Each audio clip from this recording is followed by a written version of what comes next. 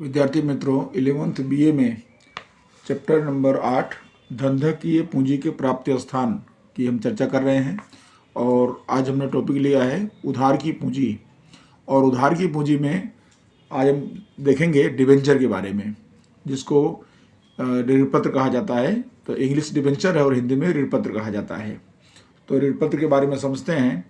तो यहाँ पर देखिए लिखा है कि अधिक पूंजी हेतु ऋणपत्र निर्गमित किया जाता है। यानी कि जब कंपनी को अधिक पूंजी की आवश्यकता पड़ती है तब वह उधार पूंजी के रूप में, यहाँ लिखा उधार पूंजी के रूप में अधिक पूंजी पाने के लिए वो ऋणपत्र निर्गमित करती है। और आपको ये भी समझना है कि कंपनी के लिए ऋणपत्र जो है वह ऋण है। जिस तरह कर्ज होता है तो कंपनी के लिए ऋणपत्र यह ऋण है। और ऋणपत्र को खरीदने वाला जो होता है वह ऋणपत्र धारक अथवा तो डिबेंचर होल्डर कहा जाता है। कंपनी के ऋणपत्र को जो खरीदता है उसे डिबेंचर होल्डर कहा जाता है। उसके बाद है कि जो डिबेंचर होल्डर होता है या जो ऋणपत्र धारक होता है वह कंपनी का लेनदार कहा जाता है, क्योंकि वह कंपनी का उसके प्रति दायित्व होता है, इसलिए वो लेनदार होता है। और दूसरा कि ऋणपत्र का जो ब्याज है वो निश्चित दर पर और निश्चित समय में उसका भुगतान करना आवश्यक होता है। तो ऋणपत्र के ब्याज के संदर्भ में आपको ये बताना चाहिए इसके अंदर कि जो भी निश्चित की गई दर हो और जो भी समय निश्चित किया जाए उस समय पर ब्याज का भुगतान करना इसमें अनिवार्य होता है। उसके बाद है पूंजी वापसी के बारे में।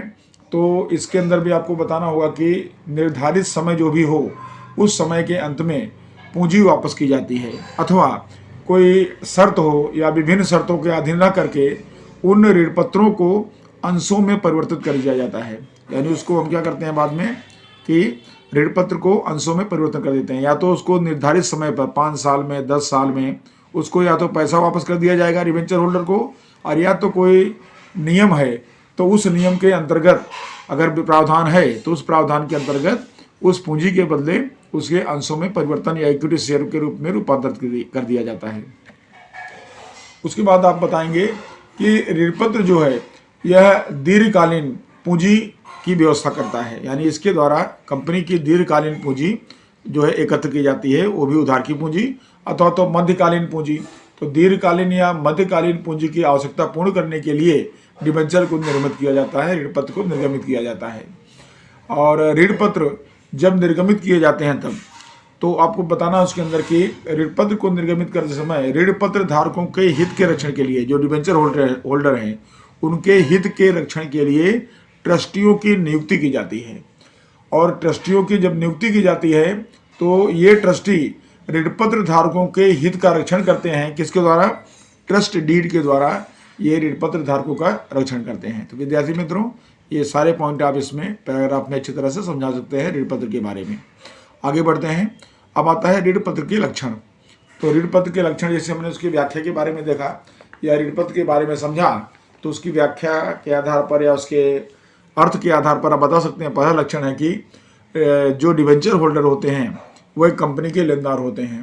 तो आपको बताना है कि ऋणपत्र या कंपनी का ऋण होता है, और इसलिए जो भी ऋणपत्र खरीदता है यानी जो भी ऋणपत्रधारी होता है वो कंपनी के लिए क्या कहा जाता है? लेनदार कहा जाता है।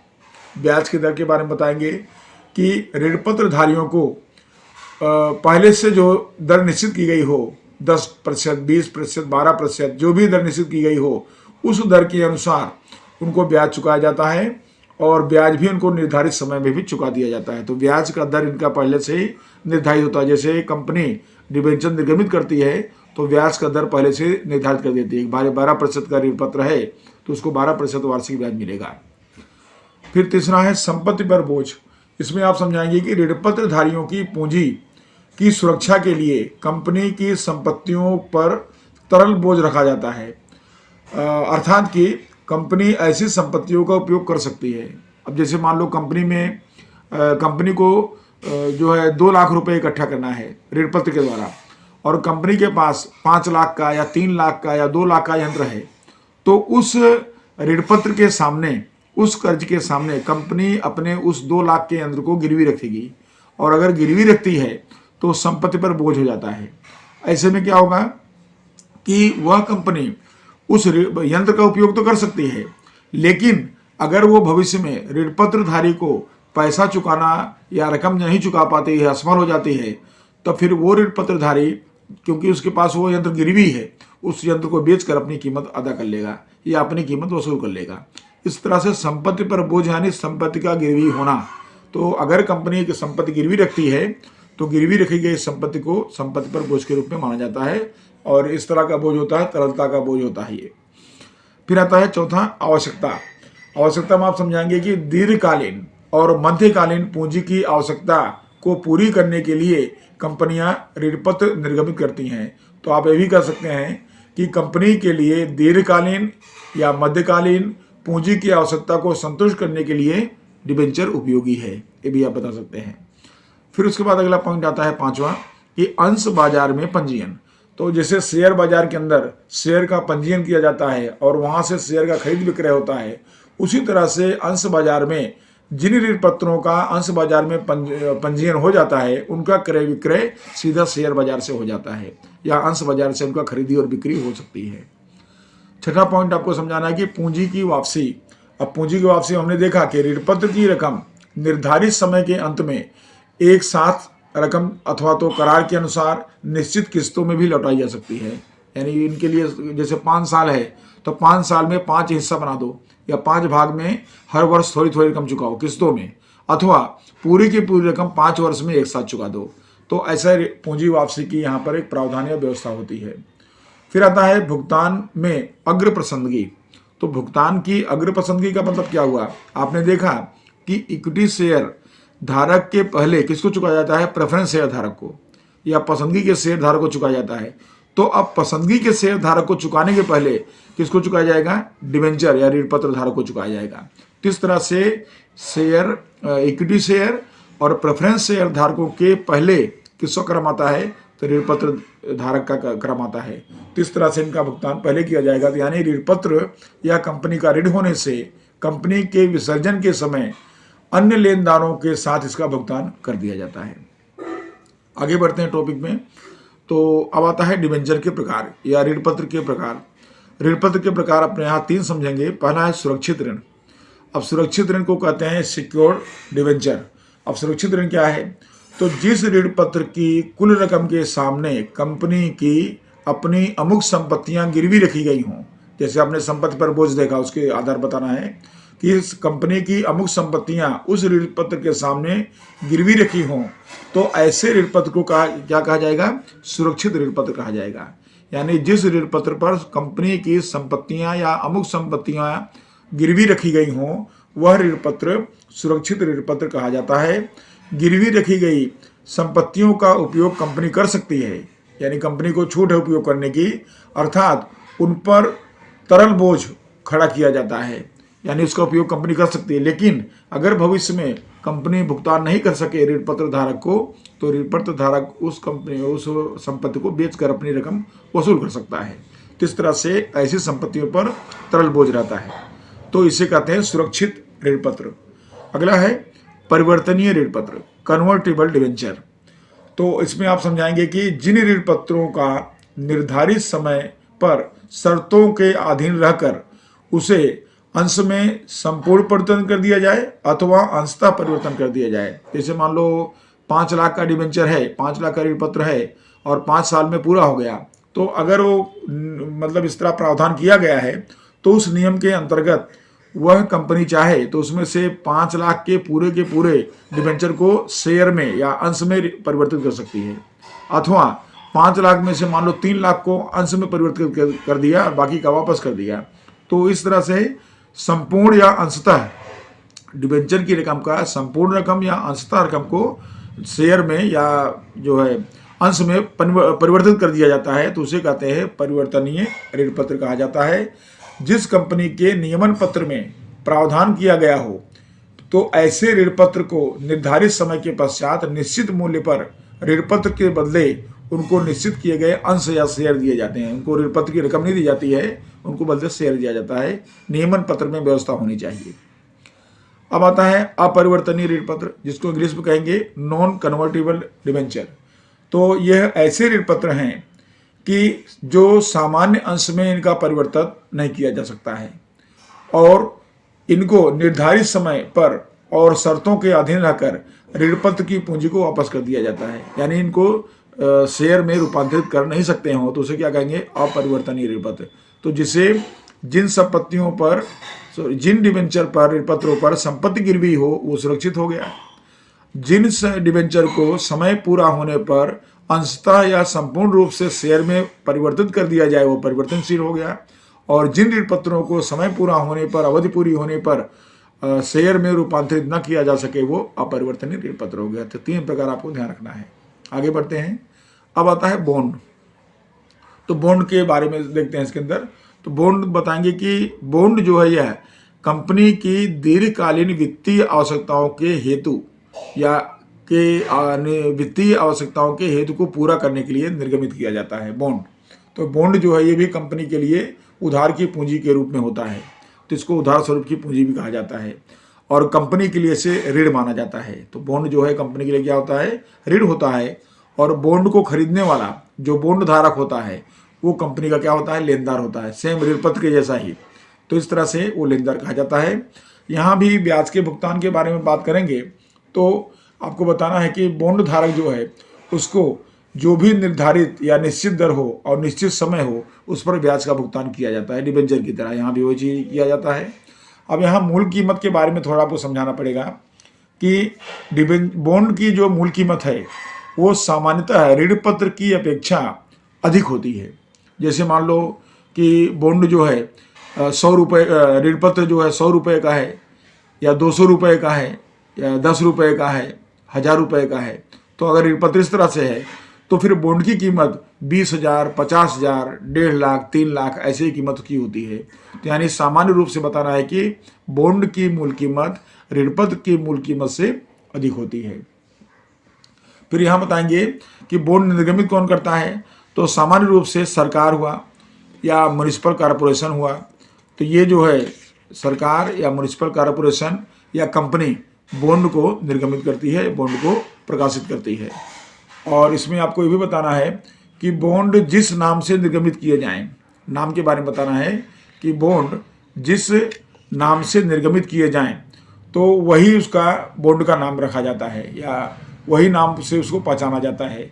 जैसे गुजरात के अंदर सरदार सरोवर बांध के काम के लिए जो बॉन्ड निकाला गया, यानी उस काम को पूरा करने के लिए उधार की पूंजी मंगाई गई लोगों से, आम जनता के पास से, तो इसलिए उसके लिए बॉन्ड सरकार निकाली और सरकार के द्वारा जो बॉन्ड दिया गया उसका नाम क्या रखा गया, तो सरदार सरोवर बॉन्ड रखा गया, यानी उसका वही नाम रख दिया जाता है। तो जिस नाम से निर्गमित किया जाए वह बॉन्ड उसी नाम से उसको पहचाना जाता है। उदाहरण आप दे सकते हैं कि सरदार सरोवर बॉन्ड ये अपने सरकार द्वारा निर्गमित, गुजरात सरकार द्वारा निर्गमित किया गया बॉन्ड होता है। और दूसरा कि निश्चित समय में, अब यहाँ आपको बताना है कि बॉन्ड जो है वो निश्चित समय के लिए होता है, ये भी इसके लिए समय निश्चित होता है। और दूसरा कि बड़ी बड़ी योजनाओं, सरकार के द्वारा बड़ी बड़ी योजनाओं के द्वारा अथवा कंपनियों की बड़ी योजनाओं को अमल में लाना हो तब अधिक रकम की दीर्घकालीन आवश्यकता की पूर्ति के लिए बॉन्ड जो है वो अनुकूल होता है, इसलिए बॉन्ड प्रकाशित किया जाता है। तो डिबेंचर के जैसा ही लगभग बॉन्ड भी है, थोड़ा सा उसमें फर्क है। अब आता है अगला है सार्वजनिक बचत। सार्वजनिक बचत के बारे में आप बताएंगे जिसको कहते हैं पब्लिक डिपॉजिट। अब सार्वजनिक बचत जो है इसके बारे में समझाएंगे कि कंपनी अपनी अल्पकालीन पूंजी, यहाँ देखिए अल्पकालीन पूंजी, और कौन सी पूंजी, वो भी कार्यशील पूंजी जो उनके रोजमर्रा के उपयोग में आती है ऐसी। तो अल्पकालीन कार्यशील पूंजी की आवश्यकता को पूरी करने के लिए सार्वजनिक बचत आम जनता के पास से स्वीकारती है और इसी को कहा जाता है सार्वजनिक बचत कहा जाता है। तो इसको सार्वजनिक बचत के रूप में जानेंगे क्योंकि कंपनी जो है वह अपने अल्पकालीन कार्यशील पूंजी की आवश्यकता को पूर्ण करने के लिए सार्वजनिक जनता के पास से यह बचत स्वीकारती है और इसी वजह से इसका नाम है सार्वजनिक बचत। और यह कंपनी के लिए उधार की पूंजी है क्योंकि ये भी ऋण है, तो इसको भी कंपनी का उधार पूंजी कहा जाता है। और जो इसको जो है सार्वजनिक बचत पत्र जो खरीदता है वह निवेशक कहा जाता है क्योंकि उसने अपना पैसा उसमें निवेश किया है और वह सरकार के लिए, कंपनी के लिए या जिसने भी सार्वजनिक बचत निकाला है उसके लिए वो लेनदार माना जाता है। और यहाँ पर एक चीज़ और बताएंगे आप कि जो सार्वजनिक बचत है ये 6 महीने से लेकर 36 महीने के समय तक हो सकता है क्योंकि ये अल्प समय का होता है। तो 6 महीने से लेकर के 36 माह तक इसका समय काल हो सकता है मैक्सिमम। तो इतने समय का ये जो है सार्वजनिक बचत प्रकाशित किया जाता है, निर्गमित किया जाता है।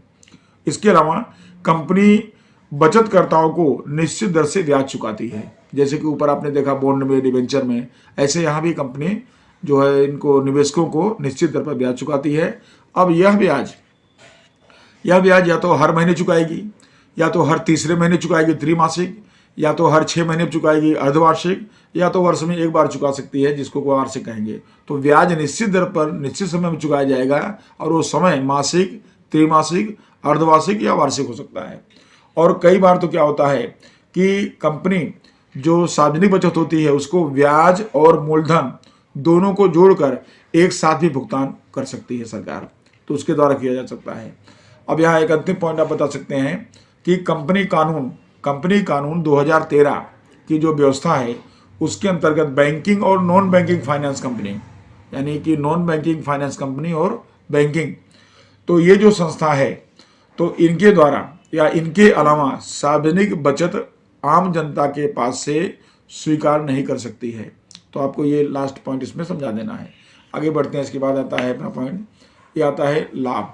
अब सार्वजनिक बचत के लाभ, तो सार्वजनिक बचत के लाभ आप बताएंगे, जैसे इसकी अपने व्याख्या देखा, उसका अर्थ देखा, उसके आधार पर। तो पहला तो इसमें आता है कि पूंजी प्राप्ति में सरलता होती है, पहला आप इसका लाभ बताएंगे। तो इसके लिए कि प्रतिष्ठित और लाभ कमाने वाली जो कंपनियां होती हैं उनको आसानी से पूंजी मिल जाती है, क्योंकि लोग जो अपना पैसा लगाते हैं उनको अपना पैसा सुरक्षित चाहिए और उनको समय समय पर ब्याज मिलते रहना चाहिए। तो ऐसी कंपनियां जो प्रतिष्ठित हैं या जिनका लाभ अच्छा होता है, तो उनकी पूंजी अगर उनको चाहिए तो ये पूंजी उनको आसानी से बाजार में से मिल जाती है, उधार की पूंजी। दूसरा है कम खर्च। तो पूंजी प्राप्ति के लिए खर्च होता है, तो वित्तीय प्राप्ति स्थानों के अन्य साधनों की अपेक्षा सार्वजनिक बचत द्वारा कम पूंजी खर्च में कम समय में रकम प्राप्त हो जाती है, क्योंकि ये कम समय के लिए होता है, अल्पकालीन होता है, तो इसमें ज़्यादा खर्च नहीं करना पड़ता है। तो कुल मिलाकर के इस तरह की उधार पूंजी प्राप्त करने के लिए अधिक खर्च नहीं करना पड़ता है, कम खर्च करना पड़ता है, ये इसका फायदा है। तीसरा, बोझ मुक्त संपत्तियां। आपने देखा कि ऋणपत्र जब खरीदा जाता है, बेचा जाता है, तो उस समय कंपनी की संपत्तियां गिरवी रखी जाती हैं, लेकिन यहाँ अल्पकालीन जो है ऋण है ये, तो इस वजह से यहाँ पर इस तरह के प्रावधान नहीं होते हैं कि संपत्तियों की गिरवी रखा जाए। तो सार्वजनिक बचत द्वारा पूंजी प्राप्ति के समय कंपनी की संपत्तियों को गिरवी नहीं रखनी पड़ती है, जिससे भविष्य में इन संपत्तियों को गिरवी रखकर उधार पूंजी बड़े पैमाने पर प्राप्त कर सकते हैं, यानी अपनी संपत्तियां बोझ मुक्त होती हैं, उन पर किसी प्रकार का बोझ नहीं होता है, गिरवी नहीं होती हैं। चौथा नंबर आयकर के बारे में है। तो आप बताएंगे कि ब्याज जो है खर्च है, कंपनी जो चुकाती है ब्याज वो खर्च होता है। तो सार्वजनिक बचत कर या सार्वजनिक बचत पर चुकाया जाने वाला ब्याज यह कंपनी के लिए खर्च होता है, जिससे आयकर या इनकम टैक्स जो कंपनी भरती है उस खर्च में इसको छूट दिया जाता है, यानी ये खर्च उसमें से माइनस हो जाता है। तो ये कंपनी को फायदा ये होता है कि जो आयकर की रकम है वो कम भरनी पड़ती है, तो यानी ये ब्याज की उसको छूट मिलने की वजह से कंपनी को ये फायदा हो जाता है, तो आयकर में फायदा होता है कंपनी को। और पांचवा नंबर है कार्यशील पूंजी। अल्पकालीन वित्तीय आवश्यकताओं को पूर्ण करने के लिए कंपनी सार्वजनिक बचत द्वारा पूंजी प्राप्त करके कार्यशील पूंजी की आवश्यकता को भी पूर्ण कर लेती है। तीसरा, कार्यशील पूंजी जो है अल्पकालीन के लिए ये सबसे बड़ा इसका लाभ यही है कि कंपनी सार्वजनिक बचत द्वारा इस पूंजी को प्राप्त करके और अपनी आवश्यकता को पूरी कर लेती है। अब इसकी कुछ मर्यादाएं भी हैं। तो मर्यादाएं देखिए, पहली मर्यादा है कि अनिश्चितता। आप बताएंगे कि सार्वजनिक बचत द्वारा पूंजी प्राप्ति में अनिश्चितता रहती है, क्योंकि निवेशकर्ताओं का प्रतिभाव पहले से नहीं जान सकते हैं। अब निवेश करने वाला व्यक्ति कंपनी को पैसा देगा कि नहीं देगा ये पता नहीं है, इसलिए अनिश्चितता का सामना करना पड़ता है। कई बार ऐसा होता है कि जो है कंपनी आम जनता के लिए सार्वजनिक बचत निकाले और पता चला कि उसके अंदर अगर इंटरेस्ट नहीं ले रहा निवेश करता है तो उसको पैसा ना भी मिल सके, ऐसा भी हो सकता है। तो अनिश्चितता रहती है इसके अंदर। दूसरा नंबर है निवेशकर्ताओं को जोखिम। अब निवेशकर्ताओं को जोखिम क्यों रहेगा? जैसे आपने देखा डिबेंचर के अंदर कंपनी की संपत्तियों को गिरवी रखकर डिबेंचर दिया जाता है। तो ऐसी परिस्थिति में अगर डिबेंचर धारक को पैसा ना मिला तो वो गिरवी संपत्ति को बेचकर अपना पैसा वसूल लेगा, लेकिन यहाँ तो गिरवी होता नहीं है। तो जब यहाँ गिरवी की संपत्तियाँ नहीं हैं तो फिर निवेशकर्ताओं को पता नहीं उनका पैसा मिले कि ना मिले, और जब पैसा ना मिले तो उनके लिए जोखिम हो सकता है, क्योंकि उनके पास कुछ गिरवी नहीं है, कोई बोझ नहीं है। तो इसलिए निवेशकर्ताओं को यहाँ पर जोखिम का सामना करना पड़ता है। तीसरा नंबर है सुख के समय का साथी। अब ये सार्वजनिक बचत की बात करें तो सार्वजनिक बचत यह कंपनी के लिए अनुकूल और सुख के समय का साथी जैसे है। क्यों? क्योंकि जब कंपनी की आर्थिक स्थिति कमजोर हो जाती है और कंपनी के बारे में गलत अफवाहें उड़ती हैं, तब निवेशकर्ता अपनी बचत पकने के पहले ही वापस लेना शुरू कर देते हैं। यानी कंपनी से डिमांड करते हैं कि हमारी बचत भले 36 महीने की, हमको 6 महीने में वापस करो, 1 साल के अंदर वापस कर दो, क्योंकि उनको अफवाह हो गई है कि भाई कंपनी डूबने वाली है, इस वजह से, और बचत भी वापस ले लेते हैं। ऐसी स्थिति में कंपनी की मुश्किलें बढ़ जाती हैं। इसलिए सार्वजनिक बचत को सुख के समय का साथी कहा जाता है। अगर कंपनी की स्थिति मजबूत है तब तो अच्छा है, लेकिन अगर उसकी आर्थिक स्थिति कमजोर हो गई तो उस परिस्थिति में ये सार्वजनिक बचत उसको मिलना मुश्किल हो जाता है। तो सुख के समय का साथी होता है ये सार्वजनिक बचत। अंतिम पॉइंट है नई और कमजोर कंपनियां। अब बाजार के अंदर अगर कोई नई कंपनी है या कोई आर्थिक रूप से कमजोर कंपनी है, तो जिसकी प्रतिष्ठा कम है, तो ऐसी कंपनियों के लिए, क्योंकि वो आर्थिक रूप से कमजोर है और वो समाज में प्रतिष्ठित भी नहीं है, तो इन पर लोग विश्वास नहीं करते हैं। जो विनियोग करता है, निवेश करता है, उसको ऐसी कंपनियों पर विश्वास नहीं होता है।